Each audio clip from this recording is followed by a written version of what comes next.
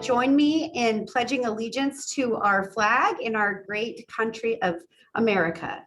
Please say with me, I pledge allegiance to the flag of the United States of America and to the republic for which it stands, one nation, under God, indivisible, with liberty and justice for all.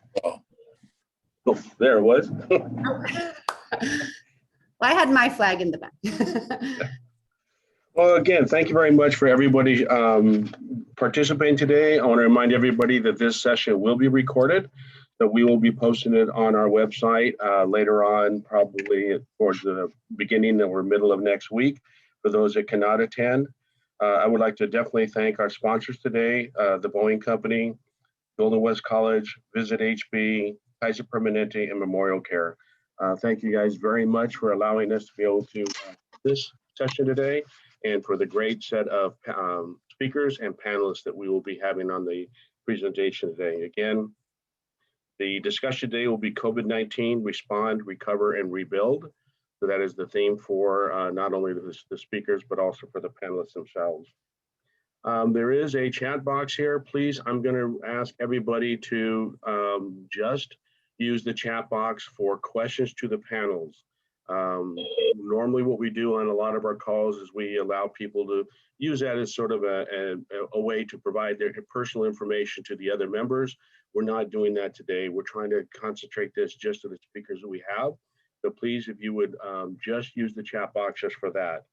The way that we're going to go through the session this morning is we're going to have a speaker come up.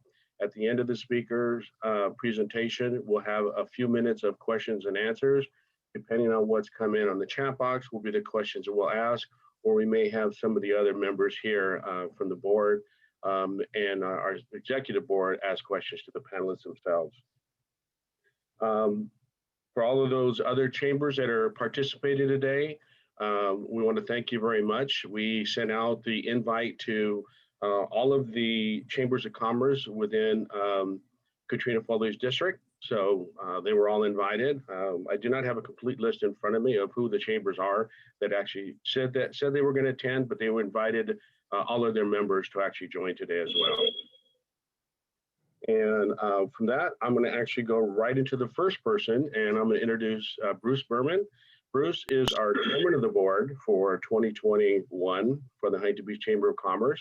And he's with, I'll let him do some more of his own introduction for Golden West College. But he will be introducing our first speaker, Katrina Foley. So Bruce. Good morning, everyone. As John has mentioned, my name is Bruce Berman. I happen to be the chair of the board this year and of the executive committee. I'm also the executive director of the Golden West College Foundation. I want to thank all the communities for supporting our students. And I look forward today to a wonderful set of discussions. I would like to introduce our first speaker, Katrina Foley. Katrina is our newly elected supervisor in District 2. She is a community leader, a successful business person, and an attorney who became Costa Mesa's first directly elected mayor in November 2018 and re-elected in 2020. Katrina also served as mayor in 2016-17 and has been on the Costa Mesa City Council for 14 years. Katrina's focus is on making local Orange County communities better for families. Katrina is the president of the Foley Group, a professional law group currently located in Costa Mesa. She has had many involvements in supporting the community in all kinds of activities that you can see in her bio that was sent out earlier. She is a proud graduate of the Head Start program and a Pell Grant recipient. Katrina understands what it's like to grow up in a family facing financial challenges. As the daughter and wife of union members, Katrina has always stood with California's workers and working families in their efforts to organize and collectively bargain. Katrina has two sons in college who attended Costa Mesa Public Schools. She lives in Costa Mesa with her husband of 29 years, Casey, a local teacher. Ladies and gentlemen, Katrina Foley.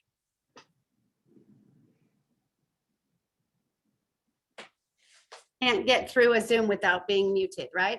Good morning, Huntington Beach Chamber. It's great to be here with you. And it's great to be here at this time because hopefully this will soon be one of our last Zooms together. You know, June 15th is on the horizon, and I'm hoping that we will all be able to gather in person again soon.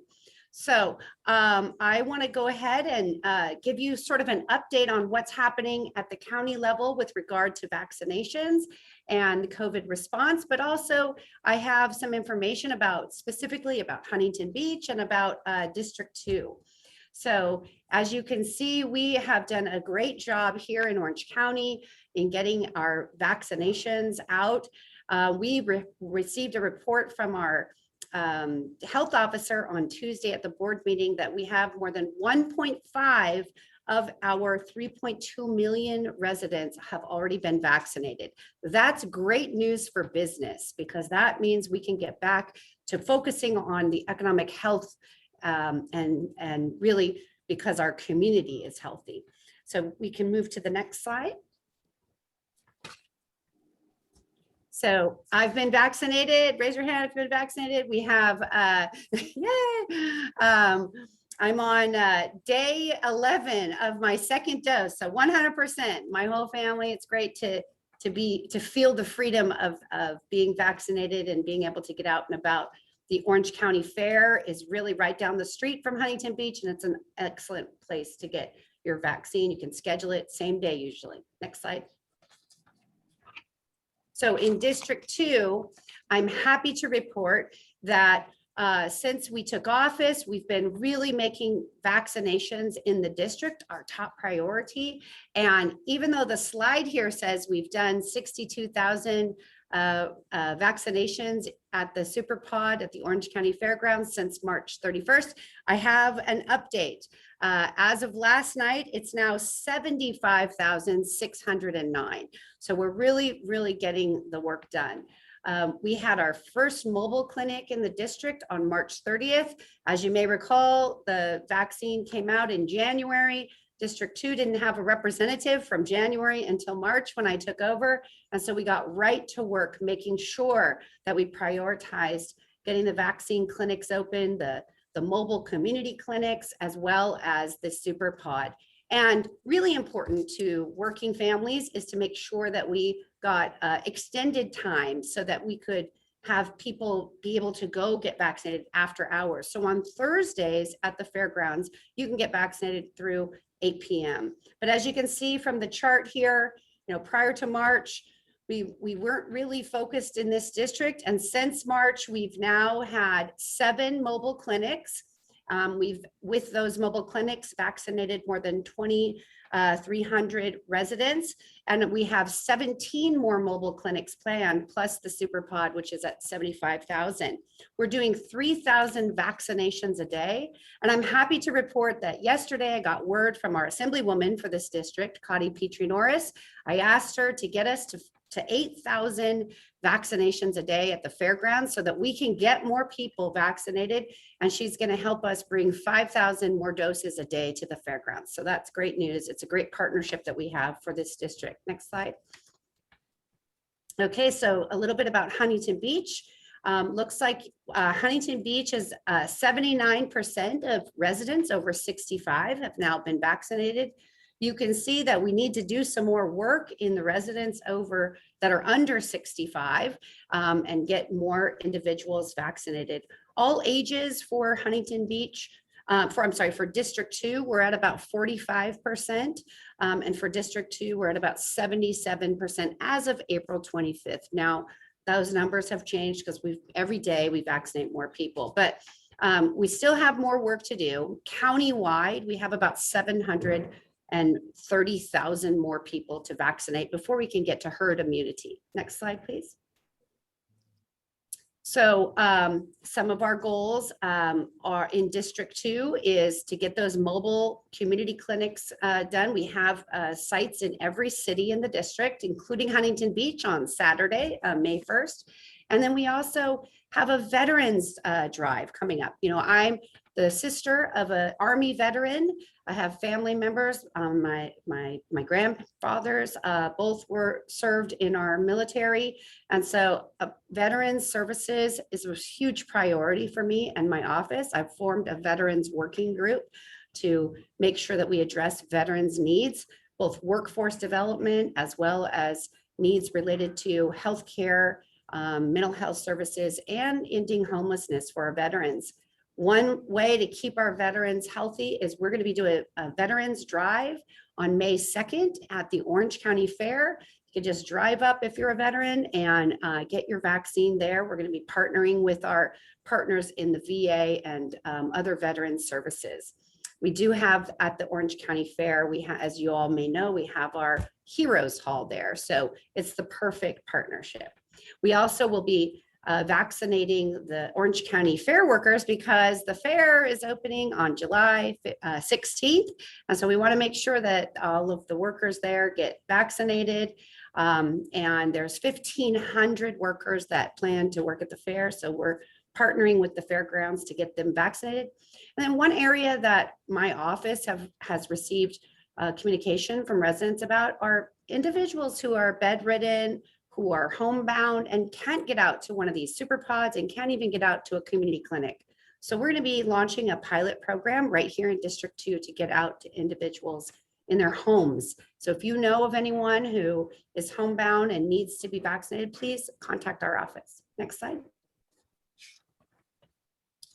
So just Huntington Beach clinics planned so that we can get our most vulnerable and our essential workers vaccinated May 1st and May 2nd, May 22nd. We'll be doing vaccinations at a community clinic in Huntington Beach so that we can just keep moving on, getting people back to work. And then here you can see the schedule for District 2 right now. These are all the locations that we now have on the books for May. We've got more in June, but these are what we're working on for May. Throughout the district, I've tasked our team. Our chief COVID officer is Nick Annis, and his job is to get vaccine clinics going every weekend in every city in the district. Next slide. Additional ways you can get vaccinated. You don't have to go to the county superpod. You don't have to go to a community clinic. You can go to the pharmacy. There's a lot of different ways to get vaccinated. Albertsons, Walgreens, CVS.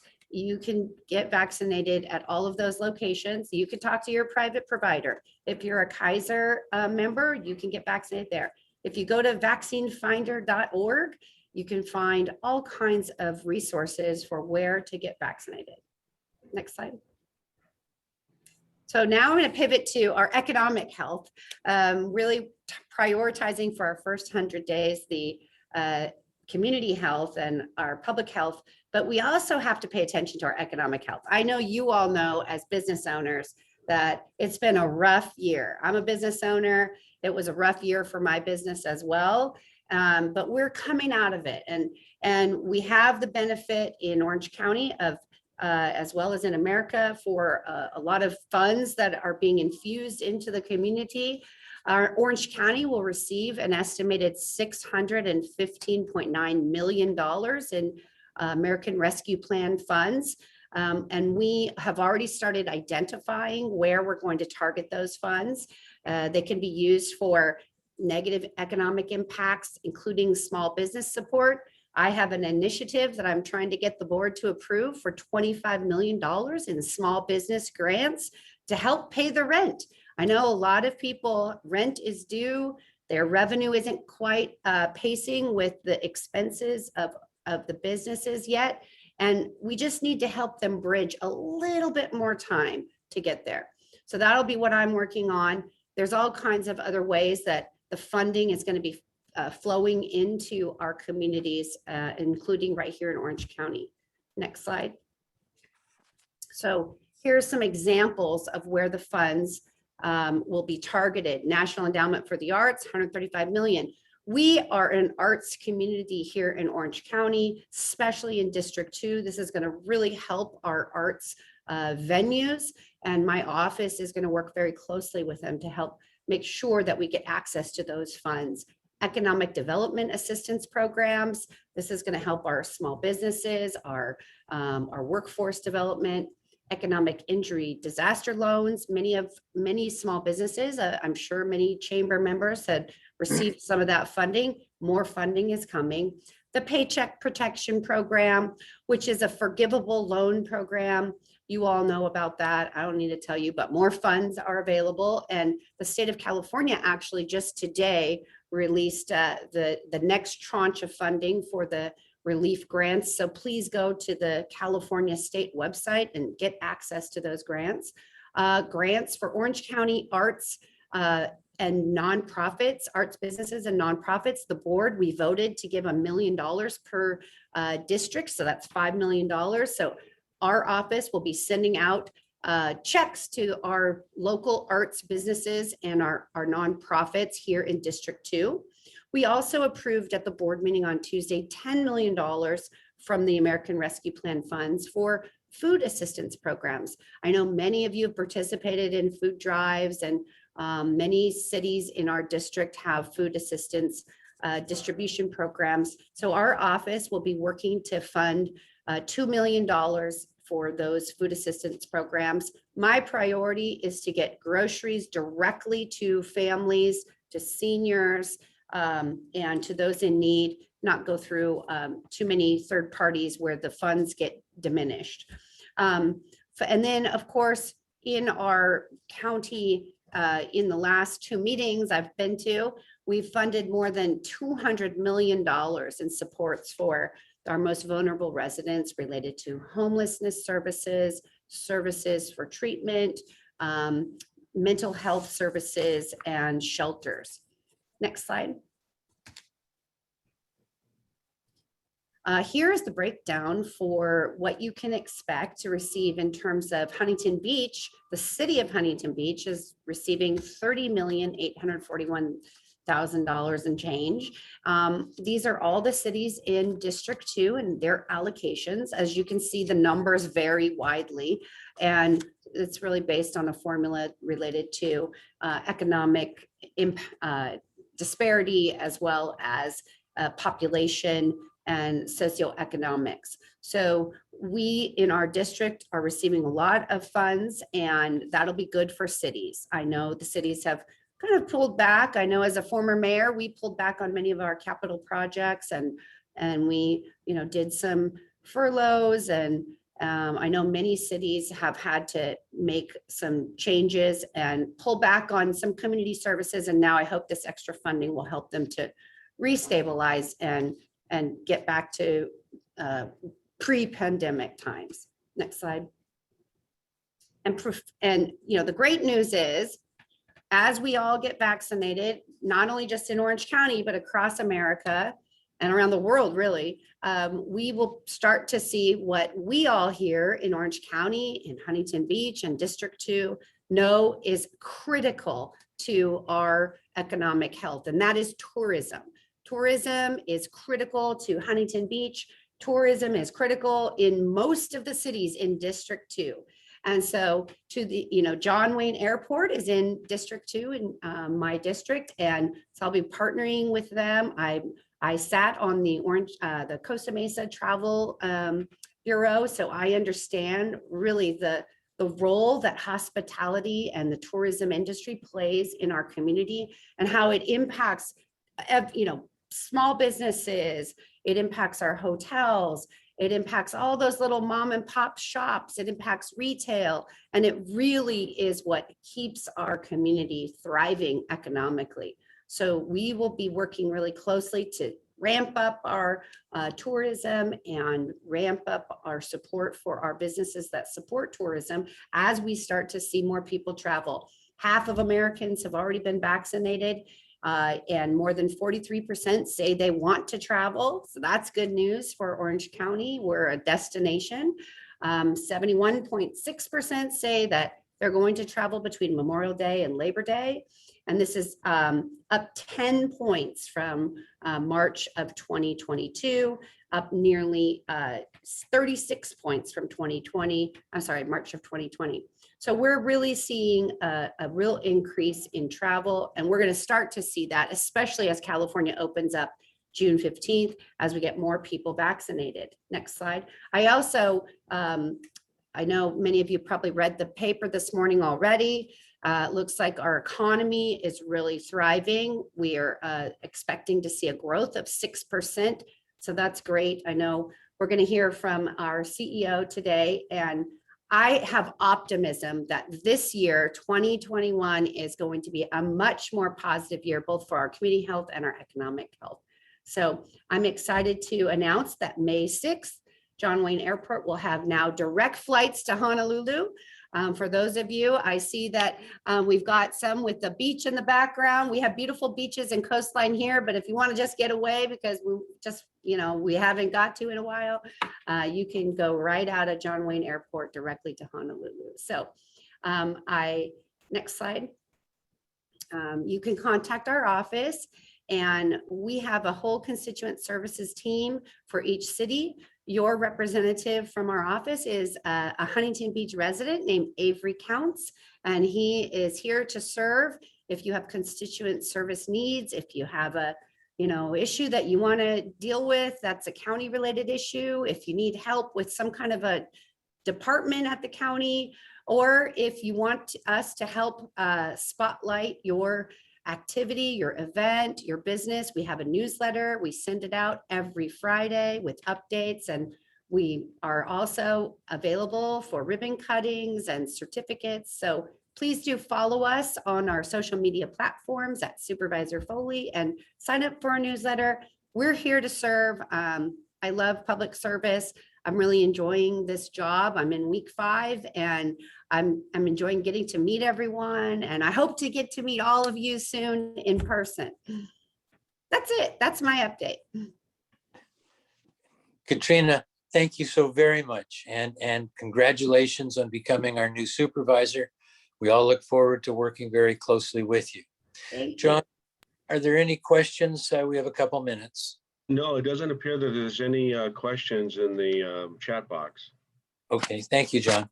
In that case, I'd like to introduce you to Frank Kim, our County Executive Officer.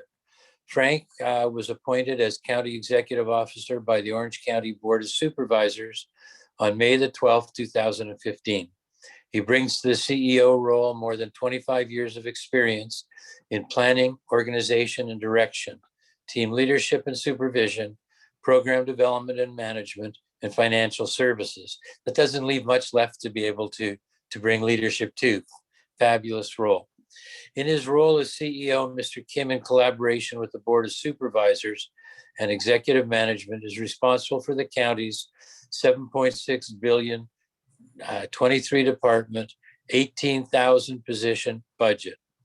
Prior to serving as CEO, Mr. Kim served the county as Chief Financial Officer, before that, Director of Administration and Finance for the Orange County Probation Department, CEO, Budget Team Manager, and Interim Reuse Manager at the former Marine Corps Air Station in El Toro. He joined the county in 1995 as a staff accountant, and he is now our Chief Executive Officer.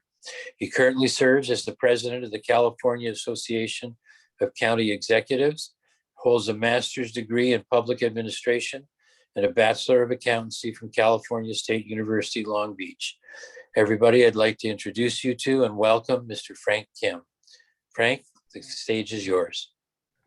Good morning, everyone, and thank you so much for the invitation. And I thought Supervisor Foley, for only being here 5 weeks, really has a good grasp of all of the things that we're working on that I think the business community is very, very interested in. I was asked to speak on the county's fiscal condition and our strategic process for how we're managing the budget during this pandemic. And so let me just get right to it. When we look at the health of the county, one way that we examine the health is by looking at the financial condition of the county. During this pandemic, our revenue losses were $195 million. And that's a huge impact because what most people understand and the reality that we face is that when we have an economic decline or a pandemic or other kind of government response that is required, the demand for county services rises rapidly. And at the same time, the amount of resources that are available to us diminish. So it is always that feast and famine situation for government where we're asked to do more when revenues are short. And that's part of the reason why strategically we've always built reserves. And we certainly are going to go through some of it during this time. But with 195 million in revenue losses, the areas that were impacted really were our public safety sales tax. So the largest funding source that we have that funds our district attorney and sheriff come from public safety sales tax, which is a half-cent sales tax on all transactions in Orange County. That was impacted. Then realignment funding. So that sounds like kind of a nebulous term, but realignment funding is dollars that we receive from the state to provide social and healthcare safety net services. So that those funds are supported by statewide sales taxes. So when you have an economic decline and there are closures of businesses and other restrictions that restrict economic activity, those impacts are immediately felt because sales tax is allocated monthly. So for us, when you look at those kinds of impacts, we've really struggled trying to identify ways to maintain our services and the increasing demand for those base healthcare and social safety net services during a time when our economic activity and revenues are really at their lowest point in recent years. So in order to support that, we have had to draw on our reserves and then really manage our cash flow. So as a business entity that I like to look at the county as, we are forecast to draw down about 130 million in reserves by the end of this June. Now we're hoping that much of that is restored through FEMA and other federal funding sources. But I'll share with you that our costs just for our COVID responses through the end of June, which is the end of our fiscal year, is approximately 200 million. And as of yesterday, I received a report from my staff. The amount of FEMA reimbursement we've received so far is 20 million. So we're 180 million upside down, and those are hard dollar costs. So not only are we managing our budget, but just like a business, we're managing cash flow. And that is a challenge for us because our typical payroll within our general fund is about 80 million every 2 weeks. So if you think about an organization of our size, we not only struggle with providing necessary services during a pandemic and news programs like vaccinations, testing, lab work, and other things that we need to do, we're also managing our cash flow, we're managing future budgets, and we're working with the state, the federal government to ensure that there is stability in Orange County in terms of our emergency response. And I think that is one of the good news items, is that in spite of the challenges in our fiscal picture, we were able to strategically do some creative things. Instead of doing layoffs, the board supported a voluntary separation program where we were able to provide an enhancement of certain benefits to allow individuals who are retirement eligible to retire early. And then we held those positions vacant for at minimum of 1 year so that we recovered not only the cost of those incentives, but also was able to reduce our overall expense structure and then redistribute staff to the critical functions and roles that we need to support in government. That way we've been able to avoid furloughs and layoffs. And I think that was a very, very good decision by our board to grant that authority. Additionally, we received CARES Act funds from the federal government early on in the pandemic. Those dollars could not be used to offset revenue losses. So those went dollar for dollar into business grants, where we made grants to small businesses. We reduced lease obligations. We provided funds for heaters for outdoor restaurant dining areas, for childcare facilities, hospitals. So over $100 million of those funds were distributed directly into the community, and absolutely was sorely needed at that time. Additionally, we now have access to the American Rescue Plan funds. Now I'll share with you, everyone gets really excited about it, but the money is not here yet. It's not here. We expect it sometime mid to end of May, and it comes in 2 tranches. As a supervisor identified, it's around 615 million, but the first half of that arrives sometime in this May period is the current estimate, and then the second half will come within 12 months is what we were told.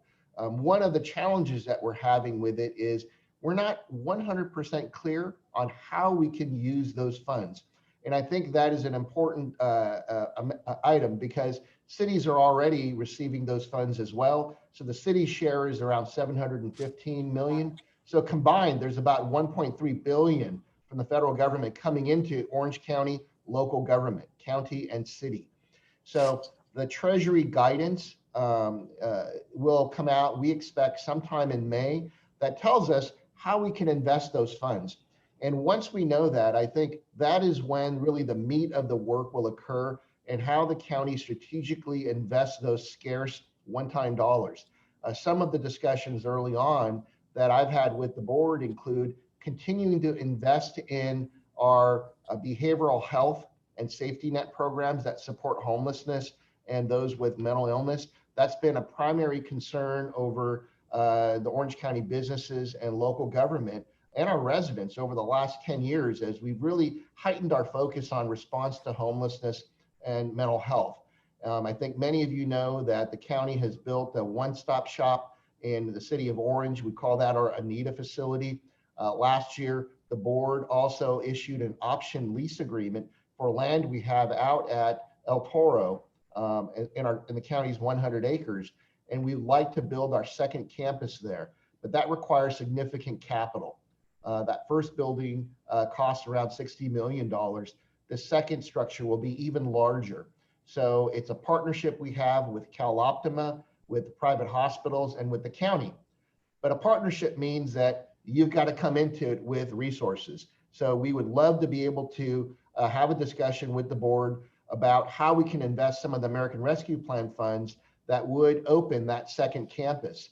And those are the kinds of things that we are unclear about in terms of, can those American Rescue funds be used for that purpose? And if we can do that, then I think it's the second leg on the stool that we need to build so that any individual in Orange County, regardless of your insurance, if you're having a mental health crisis or you're having behavioral health issues, a substance use issue, whether you're homeless or not homeless, and you need service, in the past, we've had to send you to different areas of the county or even out of county to get those services.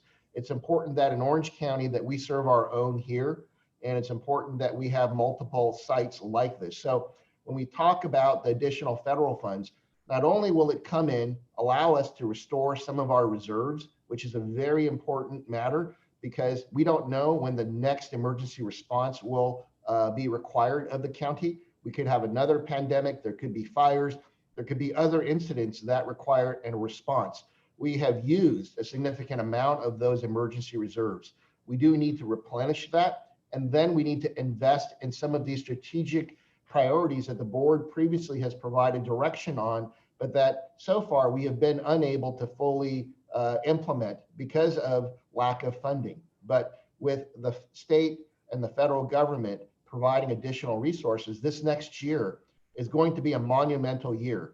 The state has indicated, yesterday I received word from our state association that the state intends to make $20 billion available over the next 5 years to support homelessness, that they plan to make $750 million available in this next year related to behavioral health and mental health services. So when you think about those types of programs, that is what the county does. So we will have an incredible opportunity to partner with our cities, local businesses, and others to develop and launch new programs that provide that kind of service and help reduce the community impacts that will provide the right environment for our businesses to continue to flourish and to address many of those side effects of homelessness and behavioral health that our community has been struggling with. So it is a really exciting time and an incredible opportunity to have leadership from our board and also from our delegation members who have been incredibly supportive. Over the last day or two, we have started our legislative cycle where we meet with our delegation members as the state prepares their upcoming year budget. And I can share with you that we have been advocating very, very strongly for funding associated with our system of care that supports behavioral health and homelessness, and supportive housing. So that's been a very, very important matter for us. Additionally, as we look forward and we start to examine what is happening in terms of our COVID response, what are our financial responsibilities that would help revitalize our economy and allow us to open as soon as possible in a safe and sound manner. So as we look toward those goals, we believe that by the time that we get to the end of July, I know the governor has a June 15th timeline. We think that it may take until July or even longer than that to complete the level of vaccinations that would get to herd immunity. And all of it, the reason why there are different dates, because it's all contingent on the amount of vaccine and the number of people that are willing to accept the vaccine. Of course, it's voluntary, but we are now just starting to see a drop in the demand for vaccine. Our sites are still full, but it's taking longer now to completely fill out all of our reservations. So we can start to see just the peak of it. And what we've seen in other counties in California and in other states is that once you start to hit vaccine hesitancy, the demand for vaccines drops very, very quickly. And we hope that that isn't the case here. And you'll see the county engage the community. And obviously we will start to do more and more mobile, as the supervisor indicated, because going out to your local churches, going out to a local grocery store, and meeting people where they're at, we think is a good strategy for how we will get through and get to the 80%, which is our goal in terms of vaccinations. And so these large super pods are the most efficient way to get the mass volume. But once that volume declines, I think what you'll see is we'll start to close some days out at our super pods. We may close some of them, and then we will take those resources and then we'll redouble our efforts to go mobile. Mobile is less efficient. We do about 300, 400 vaccinations a day, as opposed to a super pod that can do up to 8,000 if we had the vaccine quantity. But it doesn't matter, in that as long as there is someone out there that is desiring a vaccine for free from the county, we will meet them where they're at and we will continue to provide that service. That is our commitment, not only to our community, but also to support our businesses, that we will not stop that work until every single person in Orange County that wants a vaccine has access to one. So that is our commitment to our community. Additionally, as we look ahead and we look for this upcoming county budget cycle that kicks off sometime toward the end of May, we'll release our budget workbooks. And then in June, we'll have our public budget hearing. I know the supervisor is very invested in understanding where the dollars are being spent. We will engage in those discussions. And I think what you'll see is a series of conversations about where we as a county should invest our scarce resources. And with that, I'll pause and see if there's any questions. And I want to thank you for your time. Frank, thank you so very much for a very informative presentation. We very much appreciate your comments and look forward to a much better year ahead. John, do we have any questions? No, we do not. Nothing in the chat box. Thank you, sir. Can I ask a question? Of course you can. Great. You know, I would love to hear from all of you what you think about, and you don't have to tell me now, you can email us, but what you think about having a digital vaccine record for your businesses and whether that would be helpful for you to get more capacity in your businesses. We'd love to hear from you about that. Okay, Thank so if you. anybody that's on the call today, if they want to respond to Supervisor Foley, again, she's at d2.ocgov.com.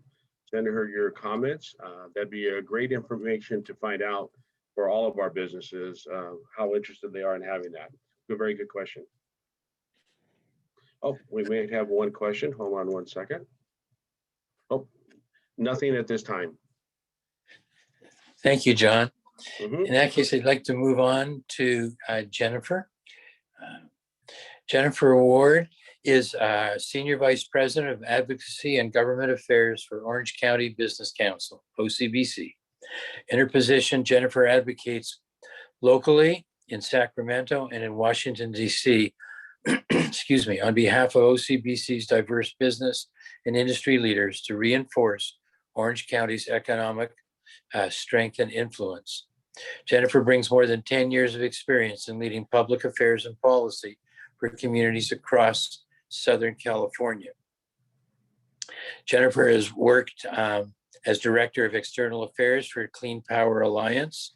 There she led the outreach campaign of 3 million people in Los Angeles and Ventura counties to new electricity supply service, working alongside 32 local governments, legislators, and regulators. Prior to that, Jennifer worked on regional planning and economic development issues for 18 communities in Riverside community, serving as Director of Government Relations for the Western Riverside Council of Governments.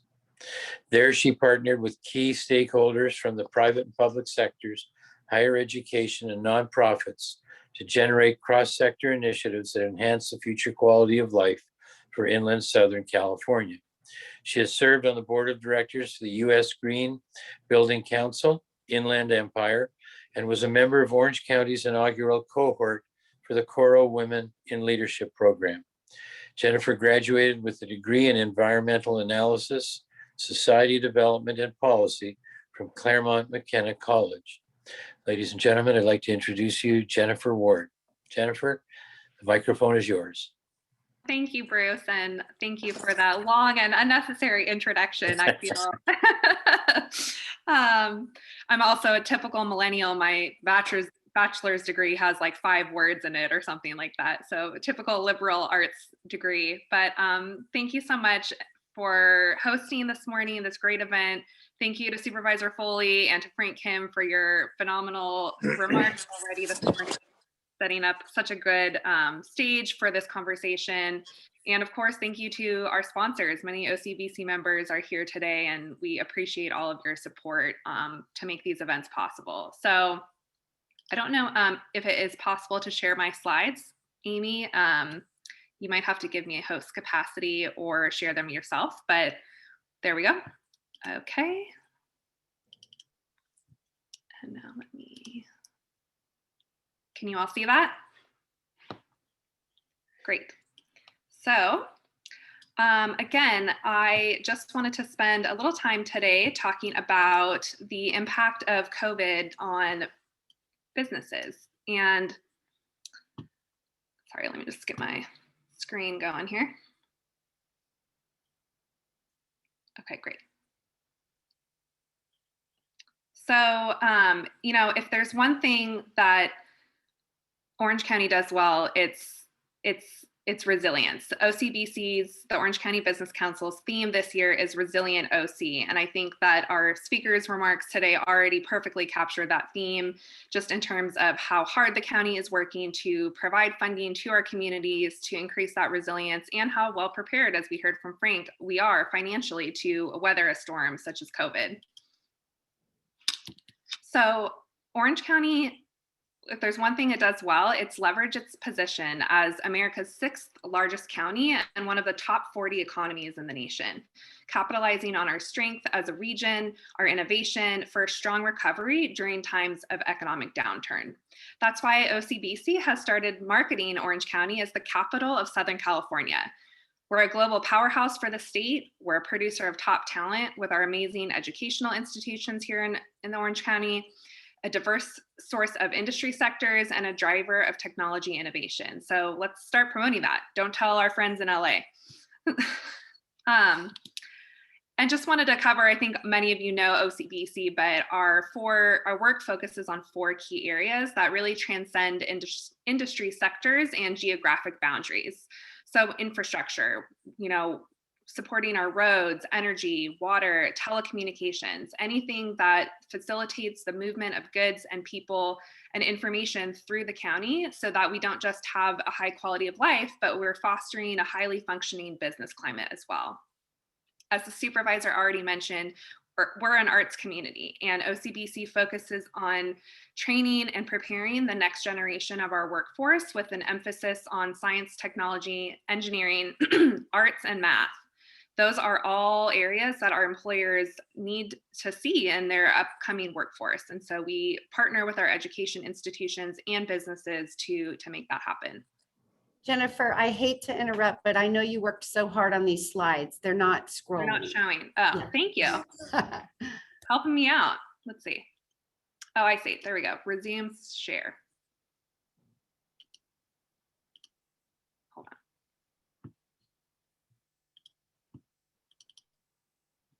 How's that? Perfect. All right. Thank you, Supervisor. So like I was saying, after workforce development, housing is a huge priority, and we continue to hear from our business community that in order for them to be successful, their employees everywhere from the CEO to their entry-level workers need to have a place to live in here locally in Orange County. And then lastly, thinking again of that innovation side of Orange County, what can we do to increase our competition, attract high-paying jobs, be on the cutting edge of technology innovation? So to kind of show you some numbers about why we see Orange County really as the capital of Southern California, and something that speaks to our resilience is even after the devastating impacts of the COVID-19 pandemic on Orange County's economy, OC is leading the recovery for Southern California. As you can see, our unemployment has bounced back faster than everywhere else in Southern California. And so that, again, just shows how we are pulling the region forward and out of this pandemic. To just dive in a little bit more on the impacts of COVID to Orange County businesses, of course, as we've already heard, the hardest hit industries were the leisure and hospitality sectors, which saw some of the biggest job losses. Over here on the right, you'll see sort of Orange County's unemployment rate as it tracked through the pandemic. Fortunately, we are back down to about under 7% from a high of 15% overall unemployment, really in the peak of the pandemic. Keep in mind, prior to COVID, we were at less than 3% unemployment, which is phenomenal. But, for example, the leisure and hospitality sector, which in 2019, a record 50 million travelers visited Orange County and spent $13 billion in the local economy. That sector alone lost over 100,000 jobs from its July 19 peak, which was about 47% of that industry. So it's great with the news, this week, Disneyland opening and so many of our other theme parks and event centers starting to reopen, that workforce is coming back, which is great. Small businesses, of course, another one of the hardest hit industries, and businesses who employ less than 50 people represent 95% of Orange County's businesses. And they have certainly bore the brunt of this pandemic. I will say on the positive side, OCBC recently met with the Secretary of State, Shirley Weber, whose office reviews and approves all new business licenses in California. And she did say that as many businesses as they have seen close and leave the state during this pandemic, they're seeing about an equal number of new businesses starting up. So again, just speaks to our innovation and startup spirit here in California, and in particular in Orange County. Some of the impacts to the workforce side, even though we are as a county recovering in terms of employment, the sectors of the economy are disproportionately impacted. So we tend to see sort of the lower wage entry-level workers have a slower recovery, and that's definitely an area to focus on. And impacts to public schools. Orange County has phenomenal public schools, but statewide there has been a drop in enrollment through this pandemic. And that again just goes back to needing to focus on whatever we can do to get schools and businesses open safely so we can catch back up and start preparing our future workforce. On the housing and infrastructure side, we had a surge in construction jobs actually, or in construction in general, and jobs were able to remain high in that sector because, as you all have seen, probably the lack of traffic on our roads, which on the positive side has improved air quality. But on the flip side, the pandemic also really highlighted and sort of underscored some of the challenges we see with some of our infrastructure in dropping transit ridership, access to broadband internet, and trying to close the digital divide is something we're prioritizing. And again, housing, housing supply continues to be behind the curve. We are not building enough housing to house our current and future workforce in Orange County. Yet the market, with the low inflation and low interest rates, is just booming. The housing market in California has actually set its own record in terms of the median sales price 6 times throughout this pandemic. So prices continue to rise. And just again, another reason why we're working with our developer members of Orange County Business Council and the development community to do everything we can to increase our development and supply of housing.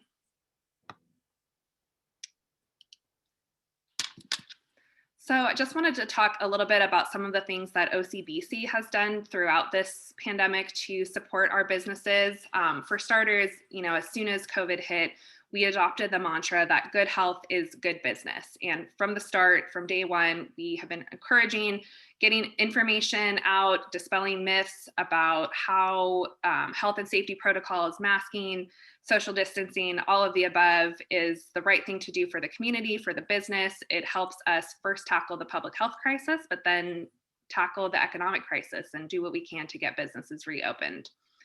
One thing we did last year was partner with the county on using some of the federal funding that was mentioned earlier to support restaurants, a particular sector of the economy that was really just devastated early on. So we worked with the county to distribute almost $10 million in grants to local eateries. About 2,000 of them received funding to help with PPE, training, and other COVID safety mechanisms. And then now, of course, switching gears and focusing on the vaccine deployment. That is a hugely important area of focus for the business community right now, supporting the deployment and rollout of vaccines, encouraging our members to get vaccinated, CEOs serving as leaders, showing their employees that the vaccine is safe and a good decision. And I also wanted to say that we're very supportive of the county providing a digital vaccine record as an option for customers and businesses, because it's just another tool that our economy and our businesses can add to their tool belt to foster a faster and safer reopening. If their customers have the option of having a reliable record on their phone versus perhaps an unreliable card, as we've seen some issues with the CDC cards and their ability to be replicated, that just gives businesses another tool to be able to expand capacity, to give their customers more safety. And so we will definitely look forward to supporting that effort as it goes forward.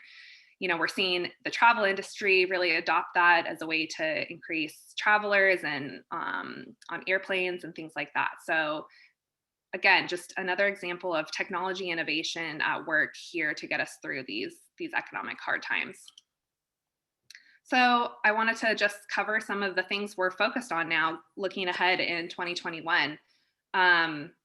We, as I mentioned, job number one, focusing on the pandemic and vaccine rollout so that we can get our businesses reopened, but also our students, our future workforce, back in classrooms where they belong as safely as possible.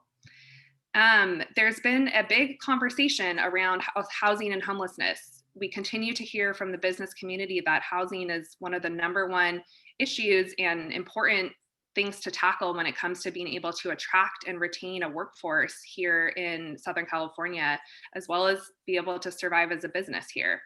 So with the changing nature of work and how all of our businesses are having these conversations right now about, preparing for the governor's June 15th or, a later deadline of reopening the economy, what does the new work life look like? And with those conversations comes a big opportunity for cities to have conversations about how to rethink planning their communities and maybe take advantage of underutilized retail space or commercial space that could be a good opportunity for housing. I think there's going to be, everyone is so anxious to get back together and have that productivity of working together in the office.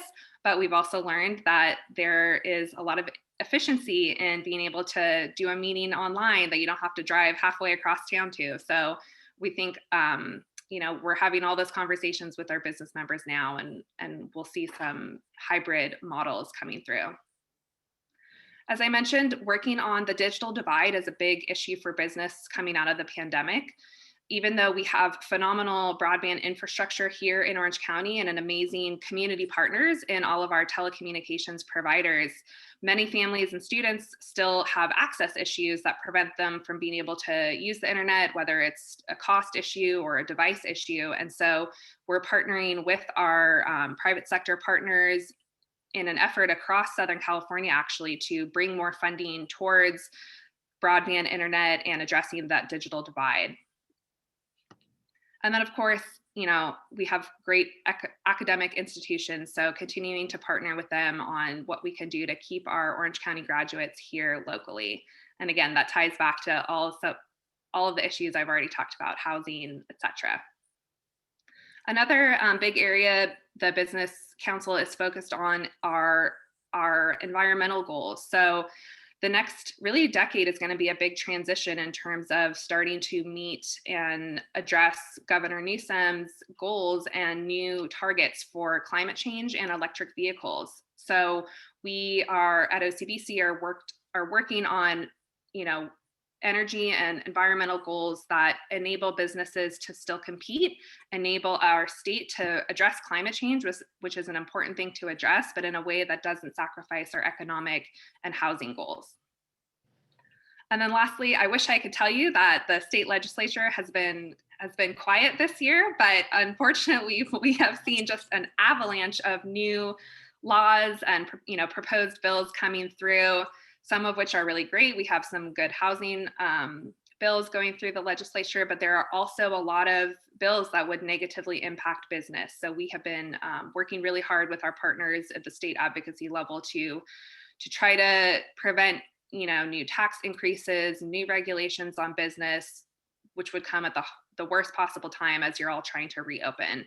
I will say, keep in mind as you're reopening your businesses, there was a whole new set of Cal OSHA rules and regulations passed this past December.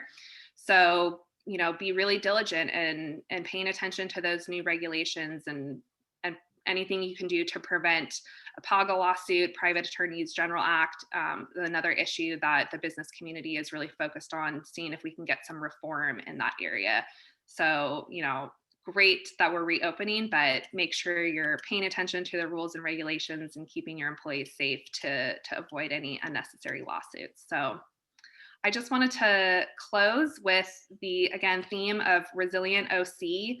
I think that the important thing to remember is that we are all still living through this public health crisis together, but it's business partnering with local governments, partnering with our educational institutions, and we have an extremely resilient county here in Orange County, not just with beautiful weather and all the amazing people, but we have a strong economy and a business community that's willing to, and wanting to address all of these other sectors so that we're not working in silos in terms of housing, transportation, economic development, workforce development. So thanks for having me. And again, thank you, Supervisor, for helping me out. And we look forward to working with you and with you, Frank, at the county and with the chamber on the next year ahead. Thank you. Jennifer, thank you very much for a very informative presentation. We appreciate the time you took to put it together. John, does anybody have any questions for Jennifer? No, it looks like everything that we've had, there's only been a few questions that have come through.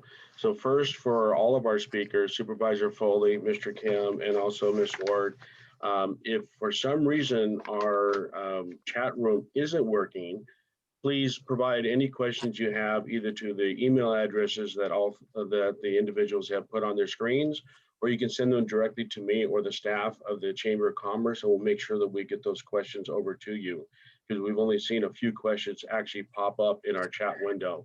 And the only real questions we had was regarding the digital, we'll call it digital passport, because that seems to be the flavor of that document, of the vernacular that's being used for that. But Ms. Ward, you provided a response to that, so we appreciate that. But yes, for all three of you, again, Supervisor Foley, Mr. Kim, Ms. Ward, we want to thank you very much from the Chamber of Commerce and all of our members for being on this call this morning. You will definitely hear from me and from our staff on how we can work together in the future as we get closer to this June 15th or whatever the date may be in our future of opening up. We're always getting questions from our members. Of course, the number one question is, how do we get into that 615.9 million ARPA? You know, what's the next thing with PPP dollars that are coming out?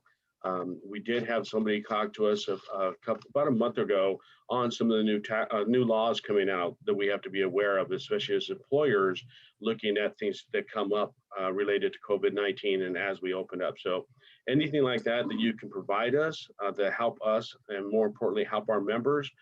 We do 3 or 4 posts a week to all of our members. Sometimes I think we do more than we should, but I've never heard that yet from our members.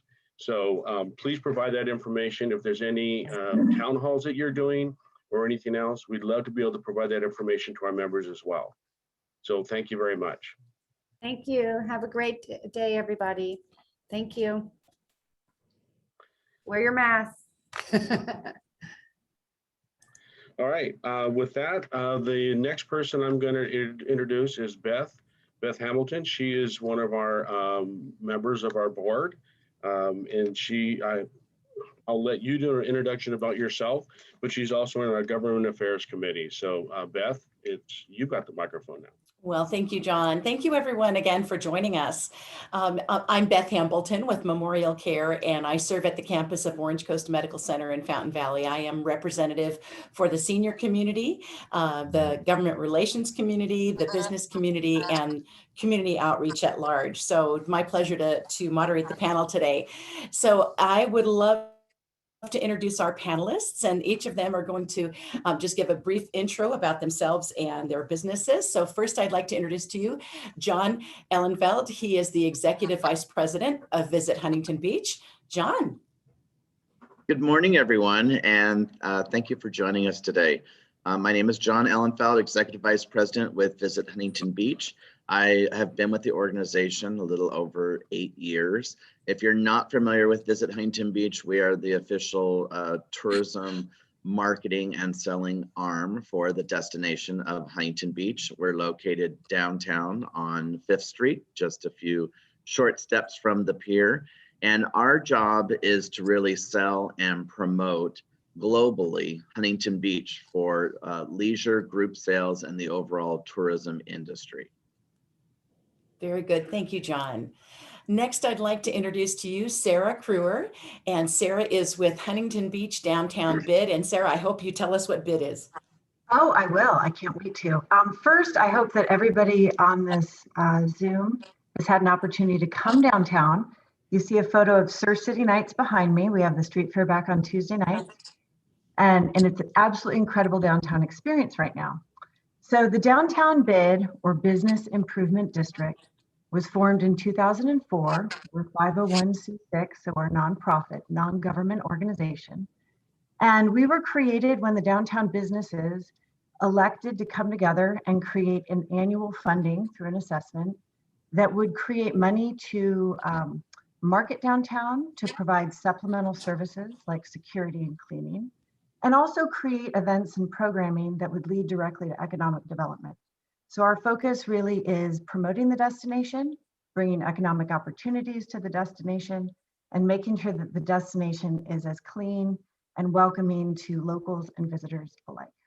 We work very closely with VHB, Visit Huntington Beach.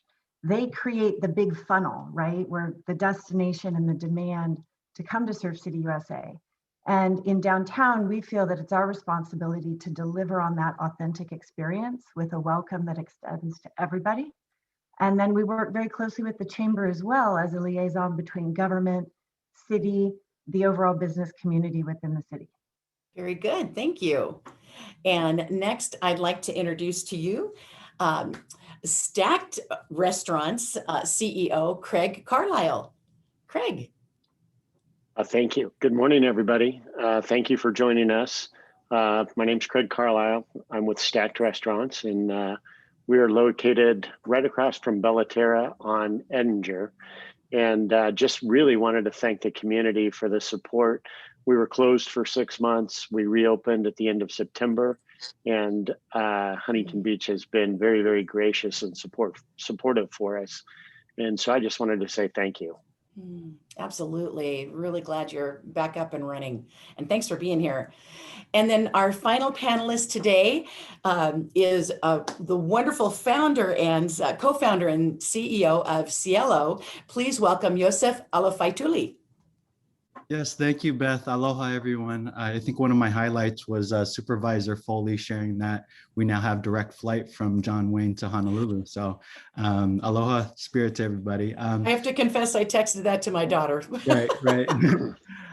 Well, similar also to Supervisor Foley, I've just been in the seat for about 3 weeks, and I'm filling the seat of our founding CEO, John Hobson, who has been a wonderful champion for entrepreneurship in the region and has served on the board of the chamber.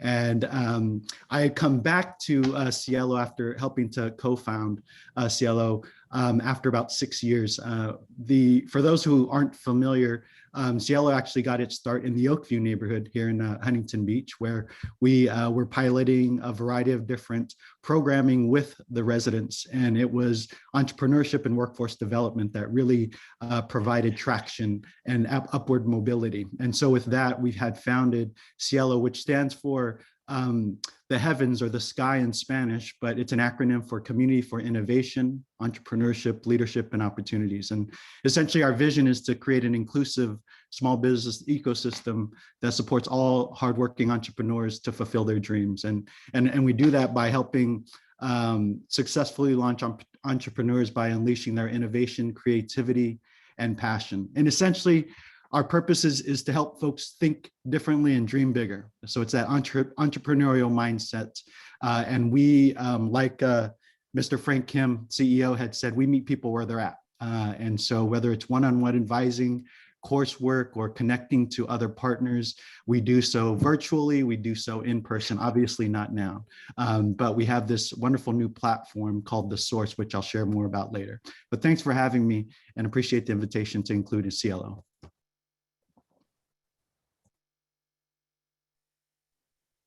I forgot to unmute. Thank you for being here. Appreciate that. Well, we're going to go ahead and kind of do a one at a time question format, round robin. And so, John, I'm going to start with you. We know that there have been long and short-term effects due to the pandemic, heavily, as Jennifer also noted, heavily hit the hospitality travel industry. What are the short and long-term effects to tourism that have happened, and what are the hopeful signs that you see right now? Sure. Well, a lot of the things that I'll say will be very relevant specifically to Huntington Beach, but tourism, as was mentioned earlier, did take a huge fall and impact as a result of COVID-19. To kind of put it in perspective, in 2018, we had 374 million non-Orange County visitors to Huntington Beach, and they spent collectively $565 million in the destination. The industry is about 1 in 16 jobs are in the tourism industry, or about 6,900. And it's fallen off a little over 50%, 50.58 to be exact, where you looked at last year, it was down substantially. So people were laid off, the spending was down, And the tourism industry not only gets people to spend money in the destination, but it's one of the more shiny pennies for the city as far as local taxes that are collected to the tune of about $20 million as far as going directly into the general fund for the city of Huntington Beach. The tourism industry is very resilient. If you looked at in history during things that were major crises that could happen, 9/11, other things that all affected tourism, the tourism industry has never received a bailout like the banks maybe have or the auto industry, but it does have that innate desire to travel. So the shiny spots for it is in the short term during COVID-19, people went on road trips, and I think people stayed in their pod with their families. And the beauty of Huntington Beach is that we have a lot of open space with our 10 miles of uninterrupted coastline, that people could be outside, less risk of contacting the virus, and really being able to kind of have a Zen moment and connect with the natural beauty of the destination. That helped Huntington Beach fare a little bit better than other destinations or inland destinations as a result of it. But we still have a lot of work to do in that area.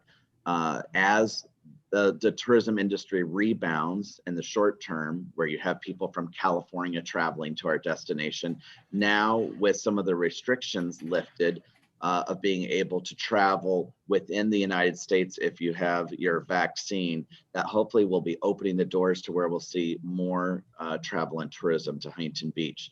And then a very important aspect of that will be after June 15th, metrics in place for group business. And that would be corporate group businesses that have meetings and conferences.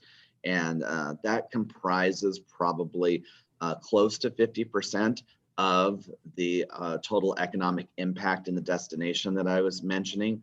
We have some very large oceanfront resorts with some robust meeting space, and that's been kind of sitting idle and not being utilized because there are no guidelines in place for the meetings industry, much like there is for other components where restaurants on the color tiered system can open at 25%, 50%, and so forth. And as well as retail and other businesses, there were none for the meetings industry. So it was just do not gather at all. And June 15th does have some of those guidelines that will come into place where if corporations have either their attendees vaccinated or have a COVID negative test, then you can go up to 5,000 attendees for a conference. And that will- That's a good it's a good amount. Update, yeah. Yes, and it'll affect everyone. Even though we don't have a convention center like Anaheim does, we do get a lot of ancillary group business from Anaheim as well, just from compression for the overall area in Orange County as it's impacted by these large conferences. Very good. Well, thank you, John. I'm going to turf the next question to Sarah. And Sarah, similar question. We know that the downtown businesses and downtown districts throughout our county have been heavily affected through the COVID. How have those honestly disastrous situations for many, how have the businesses been able to pivot and start to recover? And what do you see the businesses continuing to implement that they were forced to implement during COVID? That is a multi-layered question. So I'm it is do my very indeed. best to answer it. Sorry. No, I love it. I think the first thing to echo what John said is we're very lucky to have gone through COVID in Huntington Beach. There are so many destinations, even in our state, that don't have the benefit of gorgeous coastline and open space and the climate that we have. So COVID was absolutely devastating to workforces, and there were a lot of layoffs and furloughs. At the same time, though, and I am inclined to be an optimist, when you go downtown, there's very few empty spaces. We have a very resilient downtown community. We have a lot of longtime entrepreneurs, people that are very involved and have been business leaders within the city and downtown for many years, while also welcoming new entrepreneurs into the fold. So a couple of the things that COVID taught us or required us to pivot to is rediscovering enjoyment of outside in every way, shape, or form. The fact that the city pivoted so quickly to enable the temporary emergency use permits and establish outdoor patios, and that specifically has benefited the dining community, those that were able to apply and receive them. That enabled a lot of businesses to shore up and to modify their business operation and plan so that they were focused a lot on food and a 2-hour time frame and really welcoming back locals too. I mean, it was such an adventure just to go out in our own backyard during COVID that we saw downtown a big return of residents who were coming downtown to enjoy food and wine, and it shifted to become an experience. We saw more families downtown. I think the pedestrian areas contributed to that, and certainly the pier, having our retail open. The patios weren't wildly successful for every business category, but we have seen that it has enabled downtown to really be visually welcoming in a way that maybe it wasn't before during COVID, and that has enabled businesses to stay afloat while they modified, and then also be creative. As a community, I don't know that all the businesses always talked and got together before COVID, but as we've all learned from a professional and a personal standpoint, you really need to know your neighbor. And what we discovered downtown during COVID was this incredible willingness to talk and collaborate and communicate really for the greater good, to share what was working, to share what wasn't. And a lot of those calls and meetings, all Zoom, of course, continue today. So I think that COVID established a certain recognition of, if we work together and we focus on the greater good, we can probably achieve what we need to not only survive, but succeed going forward. Outstanding. That's such good news. Thank you. And Craig, I know you don't really speak on behalf of all restaurants, but we know, and as you shared even in your opening, this devastating hit that restaurants took. I know that one of the ways that some of the restaurants in the area pivoted was by helping the hospital staff. Obviously at Orange Coast Medical Center, but also the surrounding hospitals that serve all of our constituents. And so on behalf of the entire hospital industry, thank you. I was on many of those shifts, working early, late, and everything in between during the crisis period. And it was very, very comforting to know that the restaurant community was out there thinking of us and showing us some love. So thank you big time. I just took you off the rails for a moment there. Sorry about that. But similar question, how are, because I know yours is more of a big business restaurant model, how has your business and your business community been able to turn things around from the devastation of COVID to getting back on track, being able to meet the criteria to increase capacity as the county continues to open up? How has that worked for your teams? So it's been, obviously very, very challenging, but what it's done and what it's challenged us with is we have now had to manage and change. It's perpetual change. No day is alike. No day is every day is new, and there's new challenges coming out all the time. And so what it's done is it's actually developed more creative leadership, more creative ability to look at the business through all different viewpoints. And both John and Sarah have mentioned some of the things that have happened. The group dining that the groups that come in, we no longer got to feed them, so we had to figure out a way to really replace that business. And so building the patio out in the parking lot, we already had a patio inside, but now we've got two. Doing things that take us from, fighting the restrictions that were in place in terms of reduced dining and things like that. There's been more takeout business. There's been supply chain disruptions, and all of it's been about learning how to work more flexibly and being creative and trying to really do things new. And Sarah mentioned this already. The restaurant community really came together. And when somebody had a good idea, it was shared with all the neighbors. And we're seeing restaurant people in each other's businesses at a much higher level. And so we're all working together, and it's been a challenge, but I think we're going to come out of this stronger and more nimble and be able to be more successful on a go forward basis because of what we've been challenged with and what we've gone through.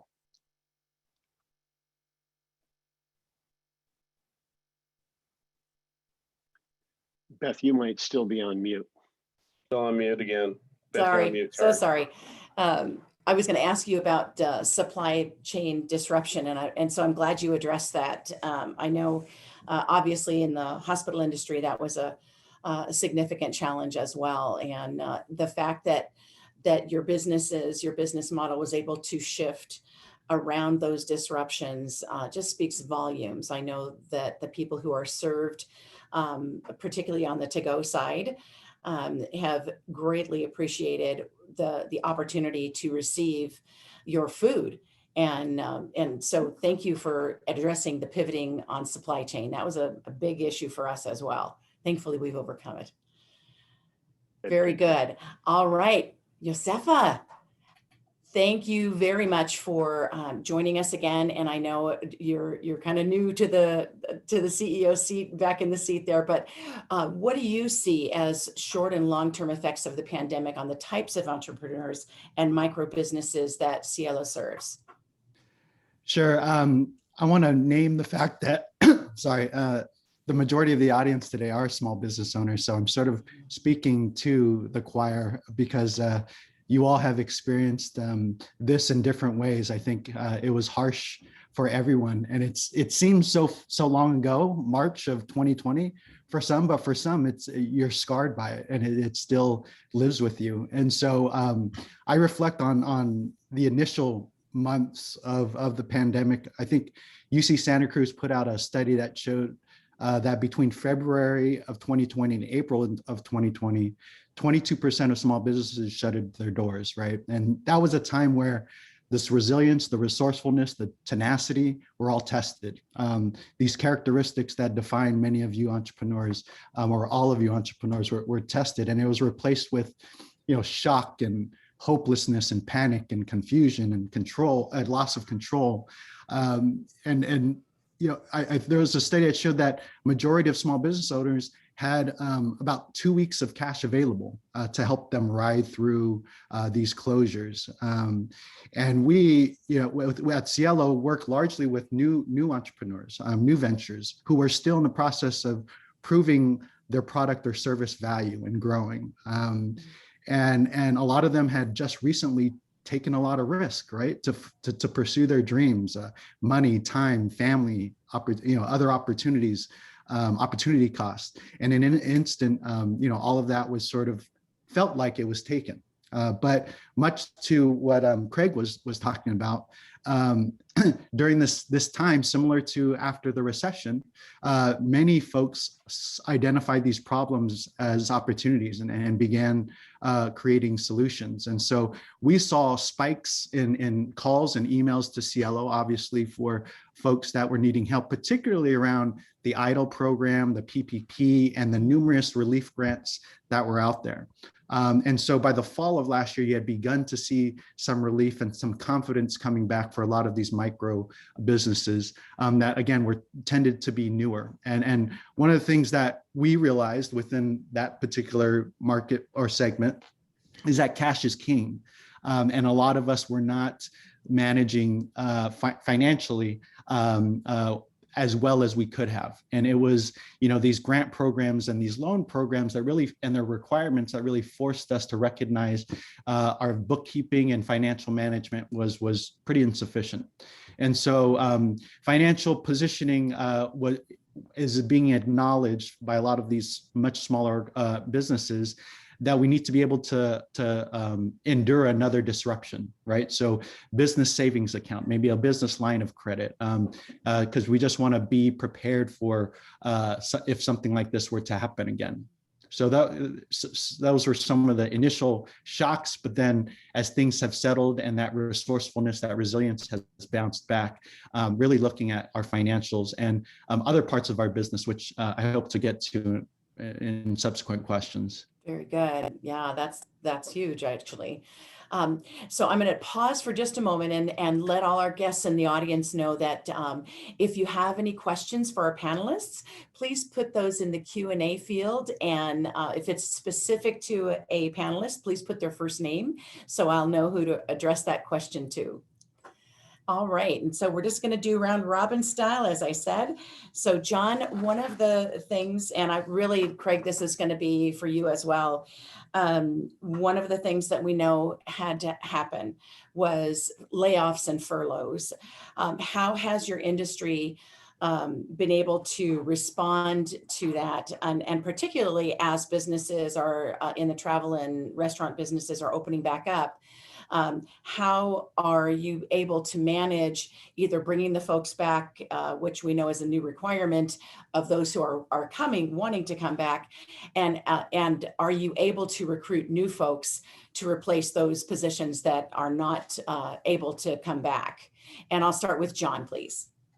Sure.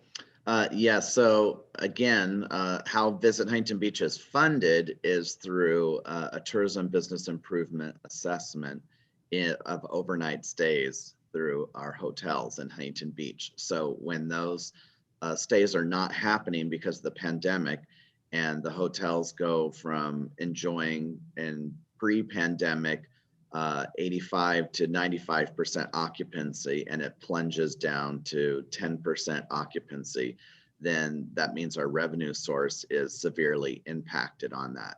And that led to furloughs and then eventually layoffs with Visit Huntington Beach. We used to be a team of 21, and now we're a team of 9. We did go down to 5 and then brought back 4. And it will be a slow recovery for us because we had to rely on our reserves to be able to stay afloat and survive during the time that the occupancies were down very low.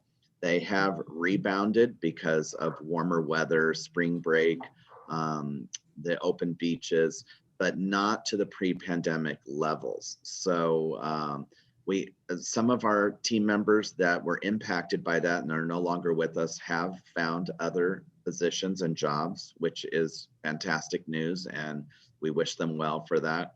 But it also has been able to allow us to recruit new team members. And I think the fact that tourism is so resilient, you're able to know that it will bounce back, and it is an industry that will always need a workforce in it, and it impacts so many different aspects of it. People always think of maybe the hotel and the airline industry, but it's also the valet parkers, the chefs that cook the food, the housekeeping staff that cleans the rooms.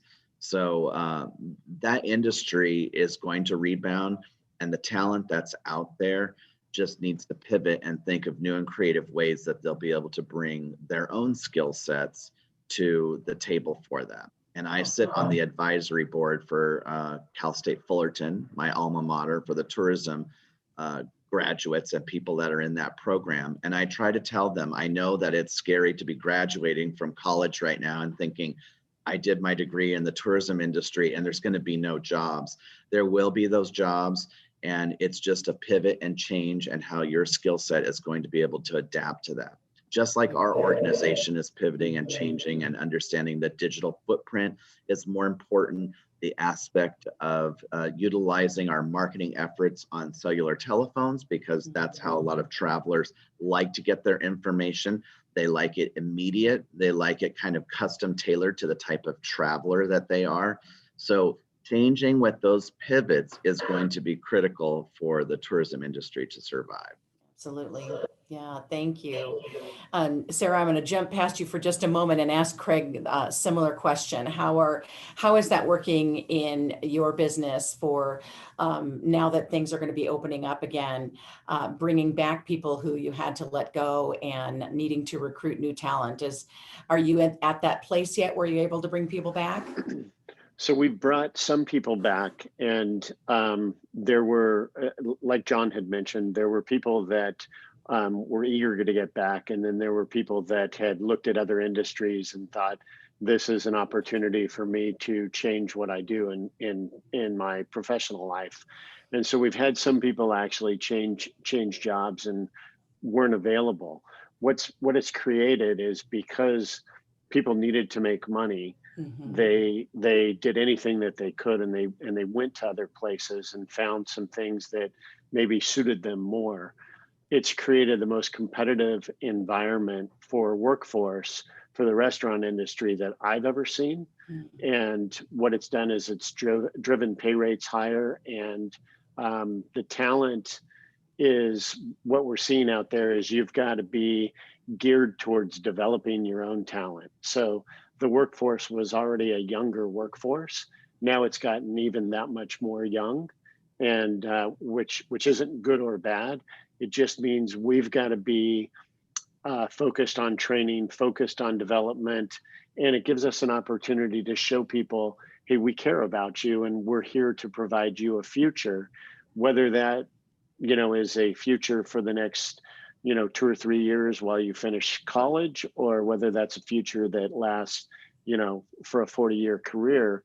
That can be your choice. But we're having those types of conversations with people so that they know this can be a stepping stone for them, or this can be a career choice that they make, which has always been part of the restaurant business. That's brilliant. Thank you. Yeah. Sarah, I know that customer satisfaction is a challenge in industry always, but through the pandemic, I'm sure that has affected some of the businesses in downtown. To your knowledge, how have the businesses been able to successfully maintain or improve customer satisfaction, and what tools are they using through this season? Sure. One of the industries, we're talking a lot about dining, and dining is huge. It's the majority of bid members downtown, but another really important sector downtown is retail. And one of the aspects of COVID that was positive, I think, for Huntington Beach retail and customer satisfaction, because I will not get off topic, even though I want to tell you everything about downtown.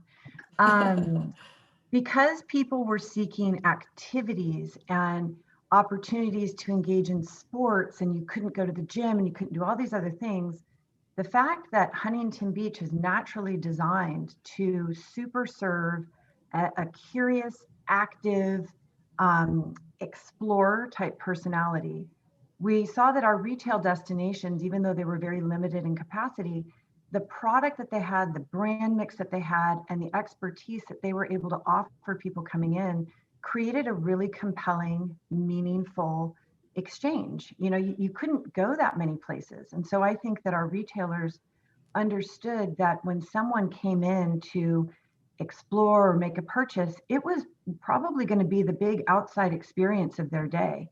And they really have focused on being, I think, storytellers and doing a great job of inviting people to experience the Surf City lifestyle. And then we've got some absolutely wonderful fashion boutiques on the 3rd block of Main Street. Now I'll call out one, Sandy Schultz-Taylor at Model Citizen. She was so creative in how she adapted her patio and whether she had a pop-up, and she created opportunities for her customers. She would do by appointments so that they felt safe and they really felt cared for. And with every level of restriction, she took that on as a new challenge to redefine how she could deliver customer service that was considerate, caring, and emphasized safety.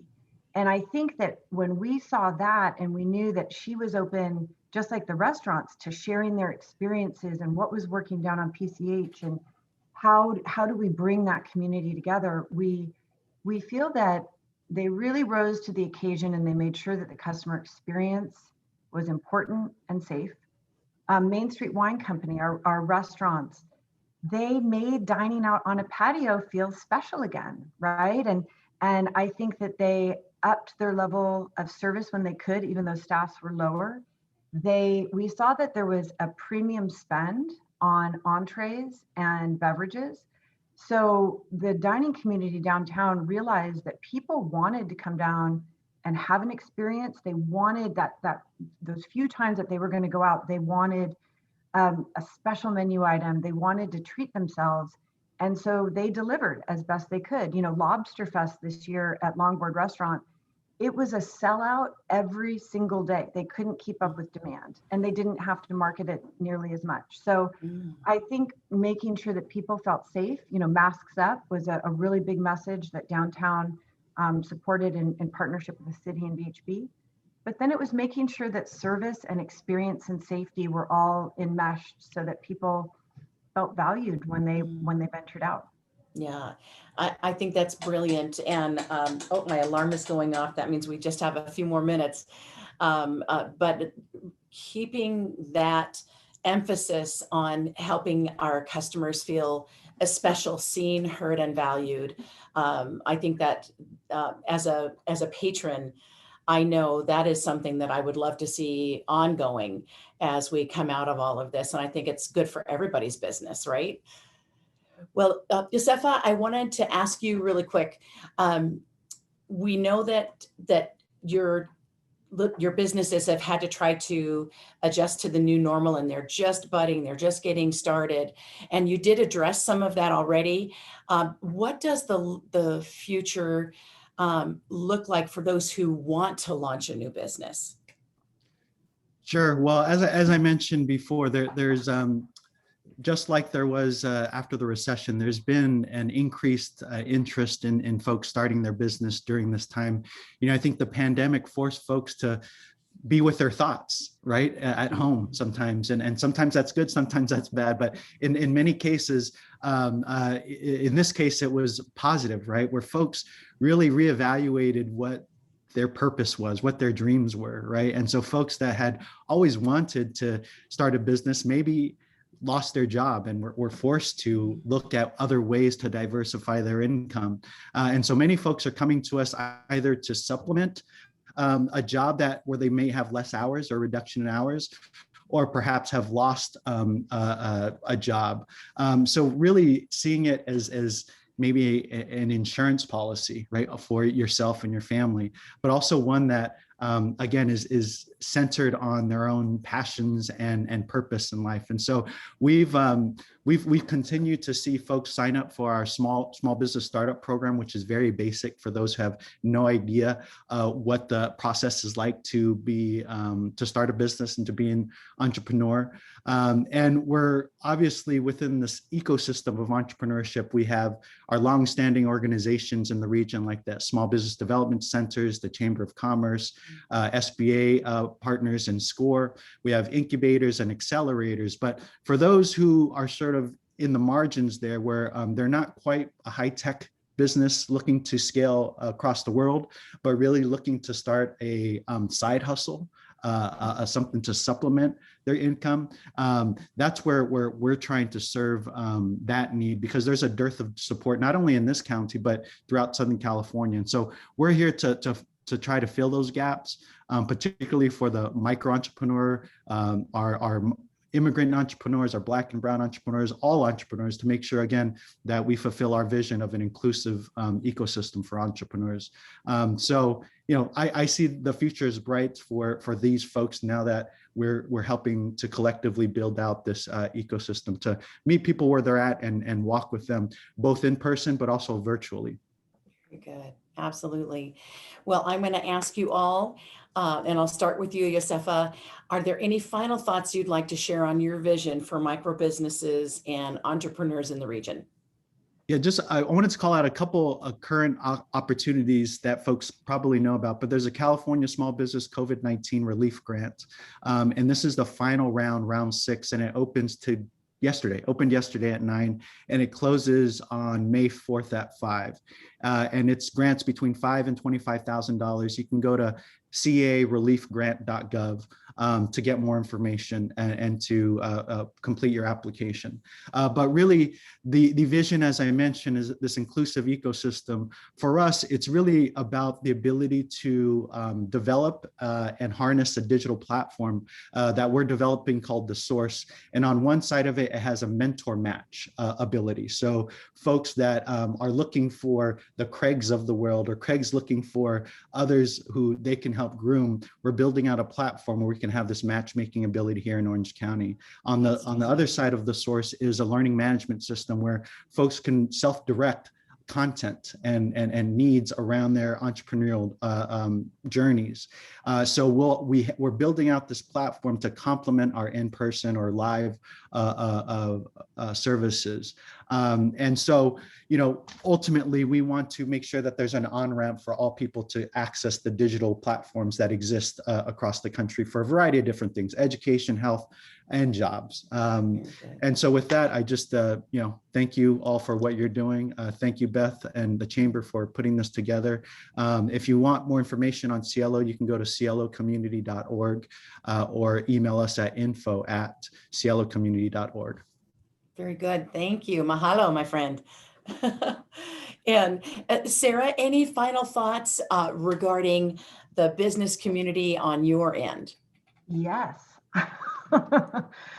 First, I want to invite everyone on the Zoom, and by extension, everyone else to come down to Surf City Nights. Come downtown. And if you want to remind us, which night is Surf City Nights? It's every Tuesday night from 5 to 9 p.m. It is a fabulous street fair. We have a lot of new vendors, and we're working with the business community to make sure that all the planning that we do is a win-win. What I think I'd like to encourage everyone to do is that COVID changed our radius of experiences.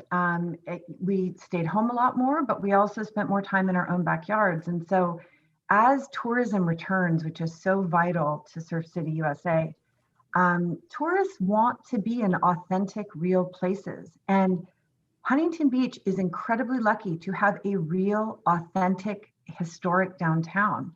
There's lots of cities in Southern California that are trying to manufacture that, and we have it. So I would encourage everyone to keep coming downtown, keep visiting the restaurants and the retailers that you did during COVID. Our focus is staying cleaner and safer than ever before. It's a challenge because revenues across the board are down, but we know that is the absolute priority. But we want to make sure that this wasn't just a one-time experience, but that some of the patterns COVID taught us are held on to, because it really created a wonderful opportunity to get to know our local and our neighbors all over again. And that we appreciate every time you come down and patronize a downtown restaurant, business, or service. Thank you, Sarah. Thank you for joining us. And Craig, how about you? Any final thoughts on where your industry is headed? Yeah, so for us, we want you to go downtown, but we want you to be inland sometimes too. But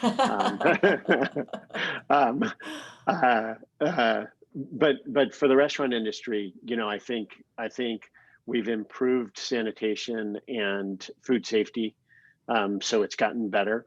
It's safer. It was very, very safe before, but it's even better now. We're excited about the pent-up demand that I think has developed, because who doesn't think that going out and having a meal and a social experience with their family and friends isn't normal? We want to help you feel normal again. And so not just in our restaurant, but in every restaurant, because we're a community, we're a business that does well or doesn't do well together. And so we want you to visit all restaurants, and we want you to go out and enjoy and socialize, and realize that we're providing safe environments for that, with open air and patios and things like that. So yeah, we're excited for the future, and have learned from the challenges. And again, thank you to the support of the people of Huntington Beach. We know how lucky and blessed we are to have had such support in reopening our restaurants. So thank you. Oh, very good. Thank you. Thank you so much for being here and participating, Craig. And John, we're going to close it out with you and look forward to your final thoughts regarding the re-emerging tourism industry in the area. Great. Well, happy to be at the end and to close it out for everyone. So for everybody that's on the call, I'd like to give you a challenge as we're leaving. So May 2nd through 8th is National Travel and Tourism Week. And we're working in conjunction with the city for a proclamation on that Mayor Kim Carr will be presenting to council. And I encourage everyone on this call to go downtown, go inland as well for Craig, and spend your money and visit the businesses in Huntington Beach. And also to reach out to your friends and family and encourage them to travel. Huntington Beach in particular has had its businesses sign a clean and safe pledge, much like Sarah had mentioned. And we have that commitment to the safety for people that visit. And if you remember what I said at the beginning, that there were 3.74 million non-Orange County visitors in Huntington Beach and Orange County during 2018. That's been cut in half. And the only way we're going to get back to those pre-pandemic levels is if you encourage your friends and family to come visit our destination, spend time here, enjoy the food and beverage, the lodging, everything that Huntington Beach has to offer, and realize that travel is safe. The airlines have taken the precautions, and our entire industry is working together because that innate desire to travel is there within everyone. And we just need to do all of this together. So I encourage everyone, May 2nd through 8th, National Travel and Tourism Week, spread the word and encourage people to visit Huntington Beach. Very good. Thank you so much, John. Thank you to all of our panelists. And just on behalf of the Government Affairs Committee, we really appreciate all of your participation. And I'm going to go ahead and turn it back to our fearless leader, John Villa. All right, thank you again very much, everybody, for attending today. I'm still not seeing any questions come up, but if anybody has any questions for our panelists, please send them to myself and also to the staff, and we'll make sure we get them out. Definitely want to thank the Government Affairs Committee for pulling this very good group together of speakers and panelists for this morning's session. A lot of insightful information, not only how it affects the county, but also how we're seeing local businesses come out of this pandemic and working together to see what we can do about growing Huntington Beach. I'll definitely, as I told our speakers before, I'll definitely be reaching out to all of you to see how we, the Chamber, can work with each of the organizations, not only the panelists that spoke today, but also with the members themselves. There's a lot of work we have to do to get out of this. We're willing to do whatever we can, whatever it takes to help each other out, whatever we can do for each of your organizations. Again, that's whether, it doesn't matter whether it's the panelists are on the call today or if it's our members themselves, please let us know. We'll be happy to see what we can do. Again, I want to thank our sponsors that we had today, the Boeing Company, Golden West College, Visit Huntington Beach, Kaiser Permanente, and Memorial Care. Without your support and a lot of the things and functions we do, we wouldn't be here today. We were very lucky. We have a very small staff, and with the great work that they did, and they're on the call with us today, we didn't have to do any layoffs. We didn't have to do that. So we were very fortunate to be able to maintain our doors open. We have a great sponsor with Golden West College. It allows us to use office space on their facilities, and we're going to continue that relationship. So we are here to continue growing and helping and supporting all the businesses within the city of Huntington Beach. So with that, I think that is the end of our session for today, unless anybody has any questions. Looks like we might have something that came up. Yes, this meeting will be available for viewing later. That's why it's being recorded. It'll probably be out. I do not want to pressure Charlene right now into giving out a date, but it will be soon that we will have the video out and available on our website. And with that, if there are no other questions, we actually were able to have our session today on time. I will give everybody back the rest of their morning, and I want to thank you very, very much for participating in this morning's call. Thank you, everybody. Thank you.